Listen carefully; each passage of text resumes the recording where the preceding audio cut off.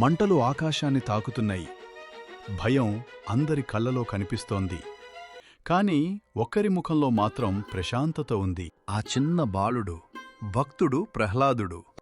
నేనే దేవుడిని, నా మాటే ధర్మం.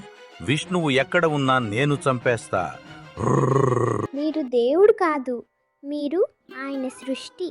విష్ణు అంతటా ఉన్నాడు, నా హృదయంలో కూడా.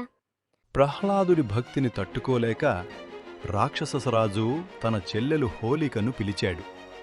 ఆమెకు అగ్నికి అజేయమైన మాయా కండువా ఉంది. ఈరోజు నీ భక్తి కూడా బూడిదవుతుంది ప్రహ్లాదా. మంటలు రగిలాయి, ఆకాశాన్ని తాకాయి. హోలిక నవ్వింది, క్రూరంగా నవ్వింది. ఇప్పుడు నిన్ను ఎవరు కాపాడుతారు? కాని ప్రహ్లాదుడు భయపడ్లేదు. కళ్ళు మూసుకుని తన మనసుతో విష్ణువుని ప్రార్థించాడు. ప్రభూ, మీరున్నంత వరకు నాకు భయం లేదు. అప్పుడే ఆకాశం నుంచి ఒక పెను గాలి వీచింది.